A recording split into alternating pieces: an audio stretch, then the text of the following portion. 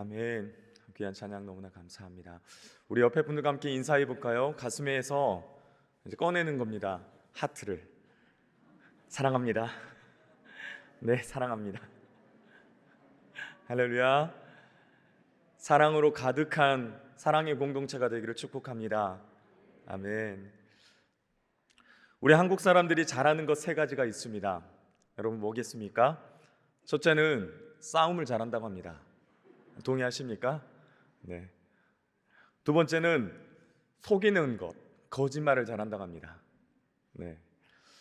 마지막 세 번째는 예수님을 잘 믿는다고 합니다. 아멘이시죠? 그런데 이 잘하는 것이 뒤엉켜 있다는 것이 참으로 문제입니다. 무슨 말이냐? 예수 잘 믿는다고 하는 사람들이 싸움도 잘하고 거짓말도 잘한다는 것입니다. 오늘날 그리스도인들은 세상 사람들과 별반 차이가 없어 보입니다. 인격이나 언어 생활, 육신의 정욕에 있어서 별 차이가 없습니다. 너무나 안타까운 일이지요. 한 가지 구별되는 것이 있습니다. 그것은 교회에 나온다는 것, 그거 하나입니다. 우리 저녁 찬양팀 이름이 여러분 무엇인지 아십니까? 그리스도의 옷입니다. 여러분 어떤 옷을 입고 계십니까? 우리 한국 남성들은 한 번씩은 꼭 거쳐야 할 예비군 훈련이 있죠. 멀쩡하게 생긴 아저씨들도 이 예비군 옷만 입혀놓으면 개판이 되고 맙니다. 일단 모자를 삐딱하게 씁니다. 그리고 상의 단추를 2개 정도 이렇게 풀어 헤칩니다. 그리고 군화끈은 절대 묶지 않습니다. 그리고 아무데나 가서 소변을 눕니다. 그런데 예비군 훈련이 끝나고 나면 집으로 돌아가는 길은 점잖은 집안의 가장으로 변신하고, 목사로 변신하고, 의사로 변신하고, 변호사, 회사원으로 변신합니다. 여성분들 웃고 계시는데 여성분들은 어떻습니까? 오늘 이렇게 예쁘게 차려 입으셨고 화장도 예쁘게 하셨죠. 그런데 집에 가셔서 화장도 지우고 편안한 고쟁이의 월남치마, 펑퍼짐한 옷을 입으면 어떻게 됩니까? 변합니다. 퍼집니다. 조심성이 없어져 버립니다. 그래서 젊은 여자들은 친구들과 함께 파자마 파티를 하는 것 같습니다. 서로 수다도 떨면서 스트레스를 푸는 것이죠. 사랑하는 여러분, 저와 우리는 그리스도인입니다. 아멘. 그리스도인입니다. 그런데 그리스도인답게 우리는 살고 있습니까? 그리스도의 옷을 입고 계십니까? 우리는 우리 스스로에게 질문을 해봐야 할 것입니다. 오늘 본문의 말씀은 복음을 전하다가 감옥에 갇혀 있는 이 사도 바울이 빌립보 교회에게 보낸 편지의 일부입니다.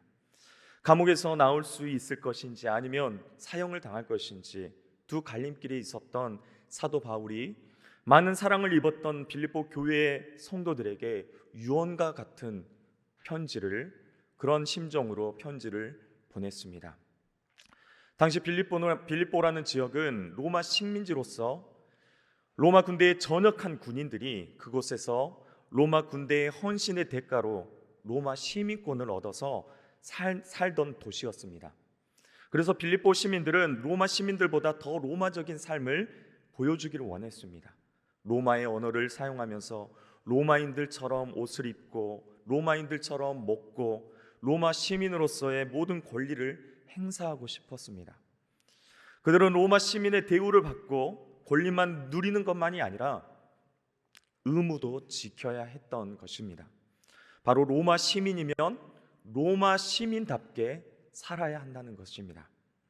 그래서 사도 바울은 너희가 로마 시민인 것을 자랑스러워하고 또 로마 시민답게 행동하는 것처럼 바로 그리스도인이 되었기 때문에 너희도 그리스도인답게 살아야 한다라고 권면하고 있는 것입니다. 사랑하는 여러분, 우리에게 주시는 이 말씀은 바로 우리가 어떠한 삶을 살아야 하는지를 말씀해 주는 것입니다. 27절 상반절의 말씀입니다. 오직 너희는 그리스도의 복음에 합당하게 생활하라. 아멘. 사도 바울은 빌립보 교인들에게 오직 너희는 그리스도의 복음에 합당하게 생활하라라고 말하고 있습니다. 오직이라는 말 속에는 무슨 일이 있어도 라는 뜻입니다. 그리고 생활하라라는 이 단어는 시민으로서 행동하라는 의미를 가지고 있습니다. 즉 시민으로서의 책임과 의무를 다하는 것을 의미하고 있는 것입니다. 이 의미 속에는 홀로 존재한 자가 아닌 하나님의 백성으로서 한 나라로서 상호 협력하면서 하나님 나라를 세워가고 돕는 자가 돼야 한다는 의무를 말하고 있는 것입니다. 사도 바울은 빌립보서 3장 20절에 빌립보 교회를 향해서 이렇게 말합니다. 그러나 우리의 시민권은 하늘에 있는지라 거기로부터 구원하는 자 곧 주 예수 그리스도를 기다리노니. 아멘. 바로 우리가 하늘 시민이라는 것을 분명하게 사도 바울은 우리에게 말하고 있습니다. 저와 우리는 하늘의 시민권자입니다. 할렐루야. 하늘의 시민권자입니다. 하늘나라의 시민이라는 것입니다. 그러면 어떻게 살아야 합니까? 하늘나라의 시민답게 살아야 한다는 것입니다. 하나님 나라의 백성들은 세상 가운데 살아가지만 그들이 지켜야 할 법은 바로 하나님 나라의 법을 지키며 살아야 한다는 것입니다. 누가 보든 보지 않든 자기의 그 복음에 합당한 삶을 살아가야 한다는 것을 말합니다. 자신의 생각과 행동이 분리되어서는 안 되는 것입니다. 삶과 믿음과 삶은 일치해야 합니다. 이 둘은 결코 떨어져서는 안 됩니다. 사랑하는 여러분, 복음이 복음으로만 존재해서는 안 됩니다. 바로 복음은 복음화가 되어야 합니다. 복음화란 복음을 받아들이고 그의 머리와 생각이 마음에 새겨지고 또 그 사람의 언어와 행동으로 변화되는 것이 바로 복음화입니다. 그러므로 복음화라는 말은 세 가지가 충족되어야 합니다. 첫 번째는 신분의 변화, 두 번째는 인격의 변화, 마지막 세 번째 삶의 변화가 필요하다는 것입니다. 즉 존재의 이유와 목적의 변화를 말하는 것입니다. 내가 왜 살아가고 있는지에 대한 답이 바로 하나님의 뜻과 일치돼야 한다는 것을 의미합니다. 그렇다면 그리스도의 복음에 합당한 삶이 구체적으로 어떠한 삶인지 세 가지로 함께 은혜를 나누고자 합니다. 오늘 말씀에서 사도 바울은 세 가지를 권면합니다. 첫째는 성도가 한 마음과 한 뜻을 품고 이 복음의 신앙을 위해 협력해야 한다는 것입니다. 아멘. 바울이 빌립보 교회 성도들에게 가장 듣고 싶었던 말이 무엇이겠습니까? 바로 그것은 모든 빌립보 교회의 형제 자매들이 27절에 하반절에 말씀합니다. 한 마음으로 서서 한 뜻으로 복음의 신앙을 위하여 협력하는 것, 이 소식을 가장 듣고 싶어 했을 것입니다. 신실한 하나님 나라의 백성으로서 한 마음으로 한 뜻으로 복음의 신앙을 위해서 협력하는 것, 그렇게 살기를 바란다는 것입니다. 사도 바울은 이러한 삶의 모습을 강조했습니다. 이것이 바로 사도 바울이 빌립보 교회 성도들에게 가장 듣고 싶어 했던 말인 것입니다. 사랑하는 여러분, 오늘날 같은 믿음을 가지고 하나님 나라의 시민이면서도 여러분 얼마나 많은 곳에서, 얼마나 많은 교회에서 다툼이 일어나고 있지 않습니까? 다툼과 분쟁, 분열이 일어나고 있습니다. 세상 재판에 뉴스에 교회가, 목사가, 장로가 싸움을 하고 있는 모습을 우리는 너무나 쉽게 볼 수 있습니다. 자기의 이익을 위해서 성도를 이용하고 교회를 이용하고 심지어는 하나님과 예수님까지 팔아먹고 있는 너무나 안타까운 시대를 우리는 살고 있습니다.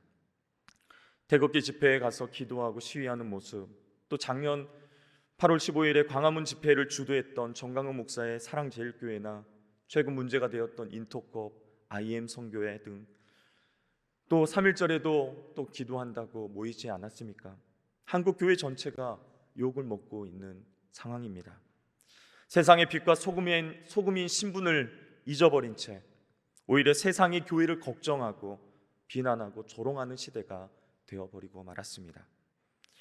오늘 우리에게 주신 담임 목사님 말씀처럼 우리는 지금 가장 큰 흉년의 때를 보내고 있지 않습니까? 성경이 우리에게 보여주고 가르쳐주는 것은 개인의 구원만이 아니라 바로 공동체의 구원을 강조하고 있습니다. 사실 사도 바울이 빌립보 교회에 대해서 일치와 협력을 강조하는 이유가 여러분 무엇이겠습니까? 그것은 바로 거듭난 하나님 나라의 덕목이 바로 이것이기 때문입니다. 전쟁터에서 싸울 때도 마찬가지이고 스포츠에서 운동 경기에서 여러분 경기할 때도 마찬가지입니다. 가장 중요한 것은 내 개인이 아니라 바로 팀워크입니다. 공동체가 중요하다는 것이죠. 수비하는 사람도 잘해야 되고 공격하는 사람도 잘해야 됩니다. 수비와 공격이 모두 잘해야 승리할 수 있다는 것입니다. 골키퍼도 있고 중앙에서 골을 배급해 주는 사람도 있고 골을 넣는 사람도 잘 해야 하는 것입니다. 이들이 모두 하나가 되어서 자기 역할에 충실할 때 그 경기는 승리할 수 있게 되는 것입니다. 독불장군과 같아서는 온전한 구원에 이르지 못함을 우리는 알아야 합니다. 요즘 인터넷을 통해서 여러분 얼마나 마음껏 예배를 드리고 말씀을 드릴 수 있지 않습니까? 내가 원하는 곳, 내가 원하는 시간에서 마음껏 우리는 설교를 들을 수 있고 말씀을 들을 수 있습니다. 우리가 너무나 유명한 목사님들을 찾아서 그 목사님들의 설교를 듣습니다. 그런데 중요한 것은 그 목사님들의 설교를 듣고 그 목사님이 자신의 담임 목사님으로 생각한다는 것이 문제인 것입니다.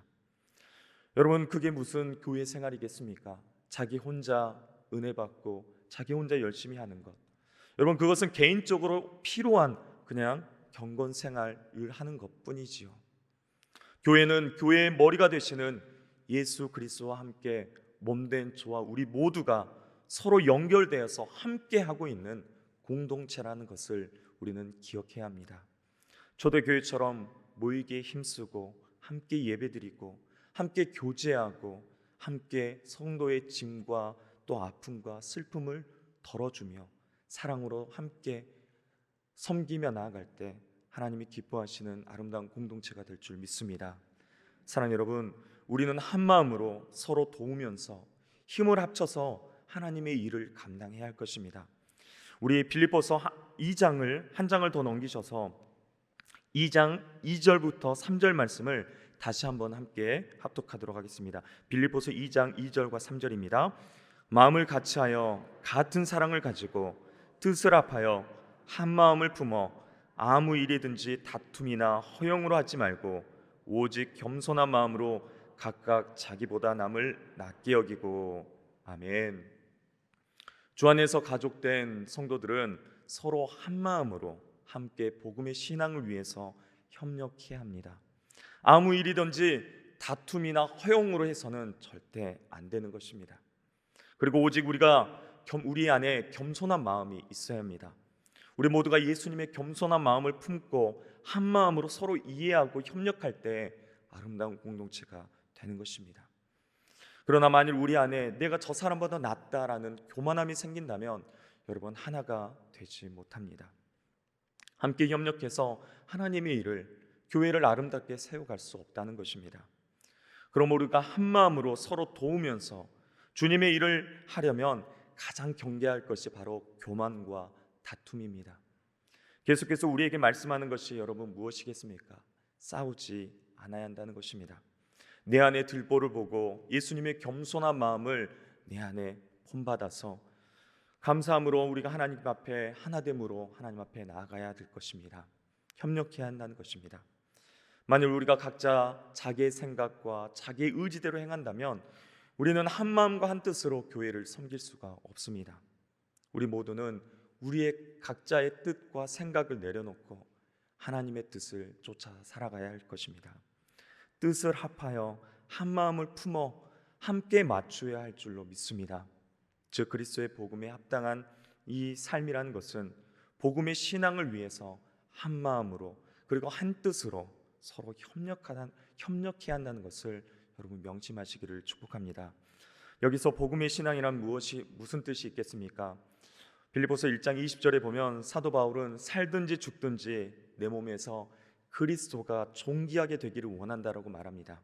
즉 복음의 신앙이란 그리스도 중심의 삶을 말하는 것입니다.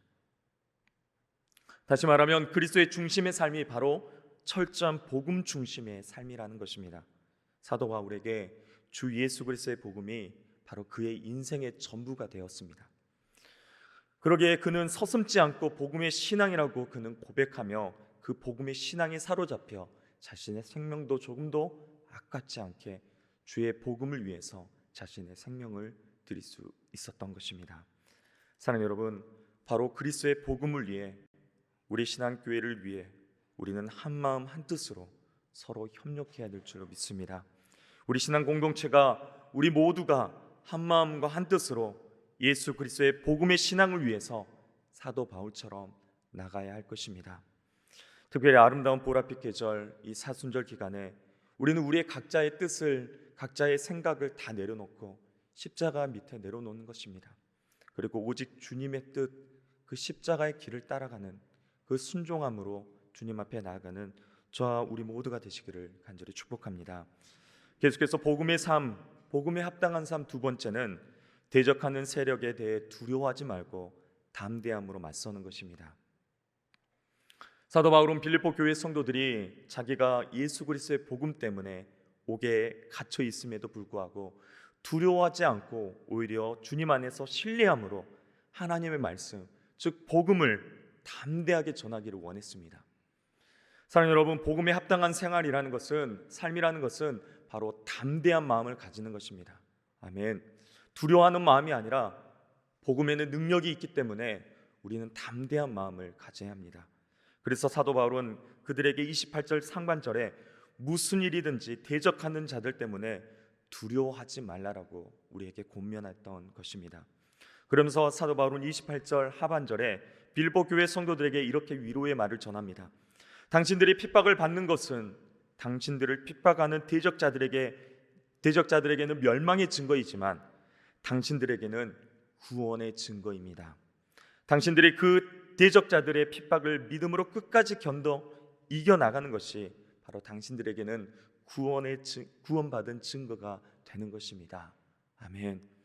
사랑하는 여러분, 예수님과 그분의 복음 때문에 핍박을 받고 고난당하는 것은 우리에게 구원받은 증거가 되는 것입니다. 하나님께서 우리에게 힘과 용기를 주시고 그 핍박과 고난을 견디게 하실 것입니다. 담대하게 하실 것입니다. 두려워하지 않고 담대하게 복음을 들고 나아갈 수 있는 것입니다. 우리가 하나님을 신뢰한다면 어떠한 상황이 오더라도 우리는 한마음이 되어 믿음으로 굳게 서야 할 것입니다. 어떠한 상황이 오더라도 복음에 합당하게 살며 대적자들을 두려워하지 않고 또 고난 때문에 용기를 잃어서는 안 되는 것입니다. 디모데후서 1장 7절과 8절에 이렇게 기록하고 있습니다. 하나님이 우리에게 주신 것은 두려워하는 마음이 아니요 오직 능력과 사랑과 절제하는 마음이니 그러므로 너는 내가 우리 주를 증언함과 또는 주를 위해 갇힌 자 된 나를 부끄러워하지 말고 오직 하나님의 능력을 따라 복음과 함께 고난을 받으라. 아멘. 바로 하나님이 주신 마음은 두려워하는 마음이 아닙니다. 하나님이 주시는 마음은 능력과 사랑과 절제하는 마음입니다. 삶의 환경에서 두려움과 근심, 걱정하는 마음으로 여러분 괴로워하지 마시기 바랍니다. 사랑하는 여러분, 주를 위해 갇힌 자 되고 핍박받고 멸시받음을 부끄러워하지 마시고 두려워하지 마시기를 바랍니다. 담대하게 주의 그 놀라운 사랑과 은혜 안에서 여러분 담대하시기를 축복합니다. 우리는 우리를 대적하는 사람을 두려워하기보다는 예수 그리스도의 복음을 담대히 전하지 못하는 그 믿음 없음을 우리는 두려워해야 되는 것입니다. 어떠한 두려운 상황 가운데 처할지라도 하나님의 도우심, 하나님은 늘 우리와 함께 하시고 우리에게 능력 주시기에 우리는 담대할 수 있어야 합니다. 그리고 그 담대함으로 우리는 맡겨주신 사명을 끝까지 감당해야 할 것입니다. 마지막 세 번째, 복음에 합당한 삶. 세 번째는 주를 위해 고난도 받게 된다는 것을 알고 기꺼이 고난을 받는 것입니다. 할렐루야. 고난을 받는 것입니다. 일사가고 주기철 목사님의 오중 고백이 있습니다. 옥중에서 잠깐 풀려 나와서 하신 설교 중에 일부를 좀 낭독해 드리겠습니다. 그리스도의 사람은 살아도 그리스도인답게 살고 죽어도 그리스도인답게 죽어야 합니다. 죽음이 무서워 예수를 저버리지 마십시오. 풀의 꽃과 같이 시들어 떨어지는 목숨을 아끼다가 지옥에 떨어지면 이보다 두려운 것이 어디 있겠습니까? 한 번 죽어 영원한 천국의 복락을 얻는다면 이보다 즐거운 것이 어디 있겠습니까? 더럽게 사는 이보다 차라리 죽고 또 죽어 주님 향한 정절을 지키려 합니다. 주님을 따라 나의 주님을 따라서 가는 죽음은 나의 소원입니다. 나에게는 일사각오가 있을 뿐입니다. 주님을 위하여 오는 고난을 내가 이제 피하였다가 이 다음 내 무슨 낯으로 주님을 대하겠습니까? 주님을 위하여 이제 당하는 수욕을 내가 피하였다가 이 다음 주님이 너는 내 이름과 평안과 즐거움을 다 받아 누리고 고난의 자는 어찌하고 왔느냐고 물으시면 나는 대답할 말이 없습니다. 이 몸 죽고 죽어 10번 다시 죽어도 주님 향한 대의 정절 변치 아니하겠습니다. 십자가 주님 지신 십자가 앞에 이 몸 드립니다. 우리 초로 인생 살면 며칠입니까? 인생은 짧고 의는 영원합니다. 나의 사랑하는 교우 여러분, 의에 죽고 의에 살으십시다. 의를 버리고 더구나 예수께 향한 의를 버리고 산다는 것은 개 짐승의 삶만 갖지 못합니다. 여러분, 예수님은 살아계십니다. 부디 예수로 죽고 예수로 살으십시다. 아멘.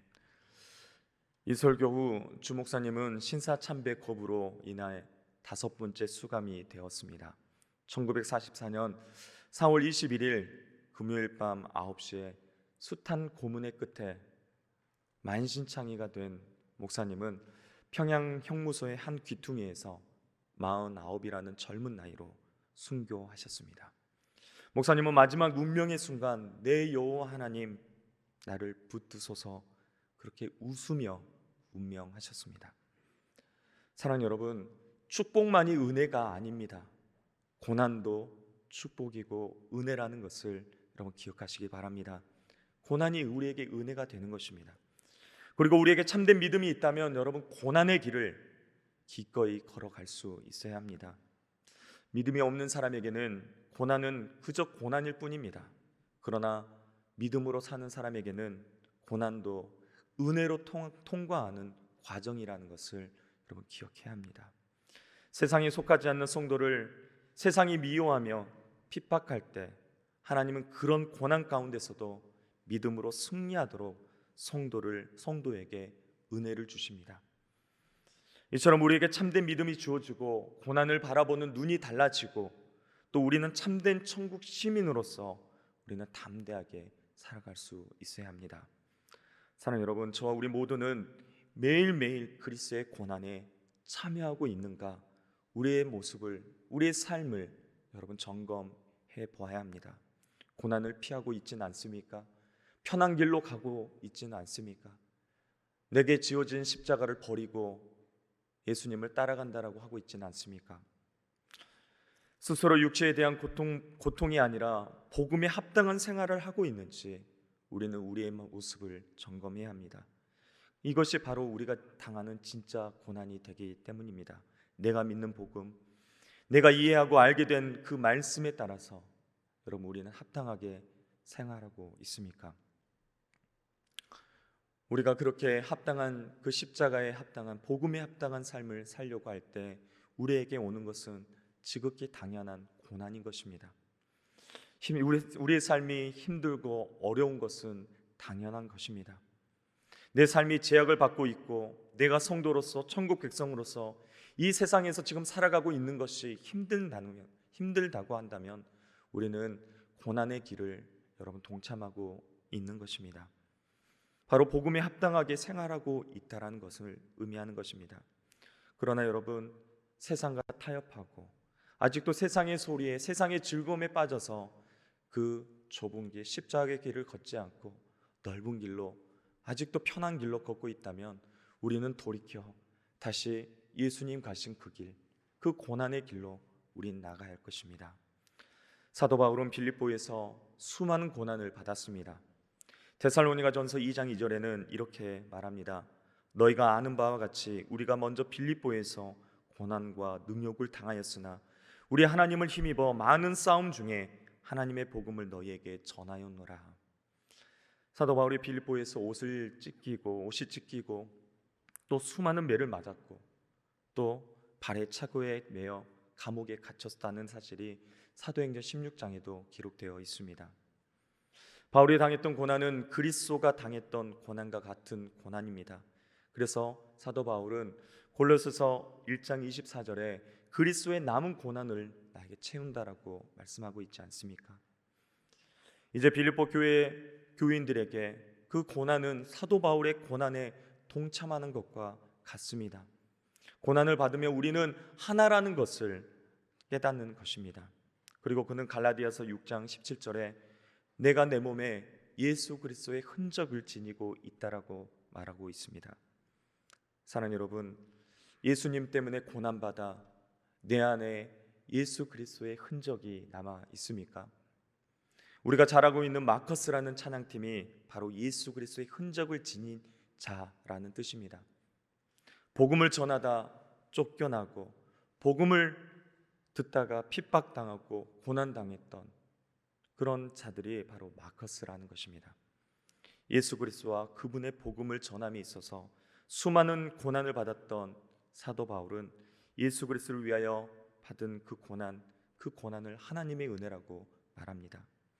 사랑하는 여러분, 예수 그리스도의 복음을 증거하다가 또 예수 그리스도의 복음에 합당한 자로 살고자 몸부림치고다 칠 때 나에게 오는 고난, 내 안에 오는 핍박들, 여러분 그것이 하나님의 은혜가 되고 있습니까? 과연 우리는 예수님의 고난에 조금이나마 여러분 동참하고 있는지 우리의 삶을 돌아봐야 합니다. 그리스도를 위한 고난을 여러분 피하지 마십시오. 주님을 위해 받는 고난을 내게 주신 축복이라 여기고 은혜라 여기고 달게 받으시기를 바랍니다. 담대하게 이 싸움에서 여러분 승리하게 될 줄로 믿습니다. 예수 그리스도의 십자가를 붙들고 살아가는 저와 우리 모두가 되기를 간절히 축복합니다. 말씀을 정리하겠습니다. 사랑하는 여러분, 우리는 하나님 나라의 시민입니다. 하나님 나라의 시민으로서 복음에 합당한 삶, 복음에 합당한 생활을 하시기를 간절히 축복합니다. 여러분, 복음에 합당한 삶이란 한 마음과 한 뜻으로 여러분 복음의 신앙을 위해서 협력하는 것입니다.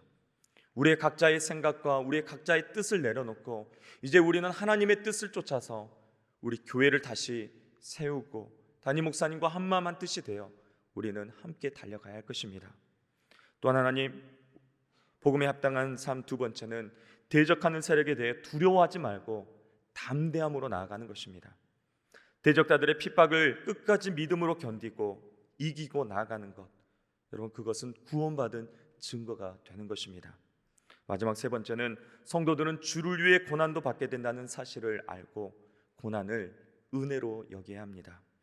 고난은 선택이 아니라 하나님을 사랑하는 자들에게 주시는 필수적인 과정입니다. 고난은 버리고 피할 것이 아니라 하나님이 주시는 은혜이고 변장된 축복이라고 말합니다.